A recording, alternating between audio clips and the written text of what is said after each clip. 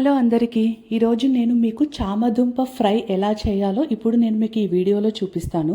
యాక్చువల్గా అయితే నాకు చామదుంప కర్రీ అంటే అసలుకి అంతగా నచ్చదు, ఎందుకంటే కొంచెం జిగురు బంకగా ఉంటుందని. సో నేనైతే ఫ్రై చేద్దాము అనుకున్నాను. అండ్ ఈ చామదుంపలు కూడా హెల్త్కి అనేది చాలా మంచిది. ఇందులో vitamin C, vitamin E and vitamin B6 ఉండటం వల్ల మనకి ఇమ్యూన్ సిస్టమ్ అనేది చాలా అంటే చాలా ఇంప్రూవ్ అవుతుంది. అలాగే డైజెస్టివ్ సిస్టమ్ కూడా చాలా, ఏదైనా ఫుడ్ తీసుకున్నా ఈజీగా డైజెస్ట్ అయిపోతుంది అనమాట. అండ్ ప్రెగ్నెన్సీ ఉమెన్స్కి కానీ, బెల్లీలో ఉన్న బేబీస్కి కానీ చాలా అంటే చాలా మంచిది. అండ్ థైరాయిడ్ పేషెంట్స్ మాత్రం దీన్ని అస్సలు యూజ్ చేయకూడదు. ఫస్ట్ అయితే ఈ చామదుంపల్ని బాగా 2-3 టైమ్స్ వాష్ చేసుకొని తర్వాత మొత్తం కుక్కర్లో ట్రాన్స్ఫర్ చేసుకొని, కుక్కర్లో కూడా మనము కావాలంటే 1 విజిల్ అయినా లేకపోతే 2 విజిల్స్ అయినా ఇవ్వచ్చు. ఎందుకంటే మనకి కొంచెం గట్టిగా తినాలి అనిపిస్తే 1 విజిల్తో సరిపోతుంది. నేనైతే ఇక్కడ 2 విజిల్స్ ఇచ్చాను. నాకు కొంచెం మెత్తగా ఉంటే కొంచెం ఫ్రైకి బాగుంటుంది అని చెప్పి 2 విజిల్స్ ఇచ్చాను. అండ్ అలాగే ఈ పొట్టు కూడా తీసేటప్పుడు కూడా చేయి బాగా కొంచెం అతకపోతుంటుంది. సో లైట్గా ఆయిల్ అప్లై చేసేసుకొని, లేదంటే నెయ్యి అయినా అప్లై చేసేసుకొని ఇలాగ పొట్టు వలుచుకోవడమే.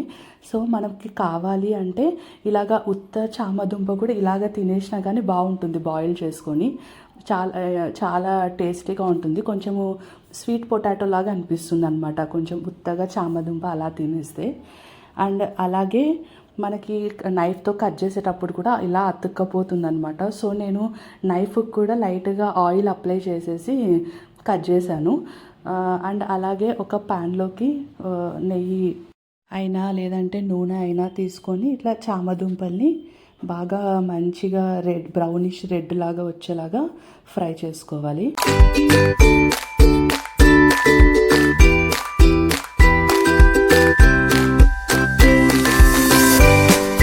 ఇలాగా బ్రౌనిష్ రెడ్ వచ్చాక నేను కొంచెం కరివేపాకు తీసుకొని కొంచెం నూనెలోకి వేసి ఇలా వేసుకున్నాను.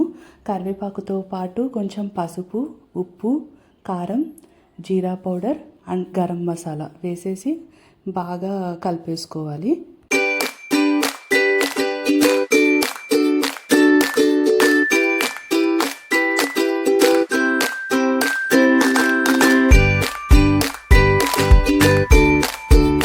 చూసారా ఎంత బాగా కనిపిస్తుందో? ఇలాగా వేడి వేడి అన్నంలో పప్పు వేసుకొని కొంచెం చామదుంప ఫ్రై అద్దుకొని తింటే చాలా అంటే చాలా బాగుంటుంది.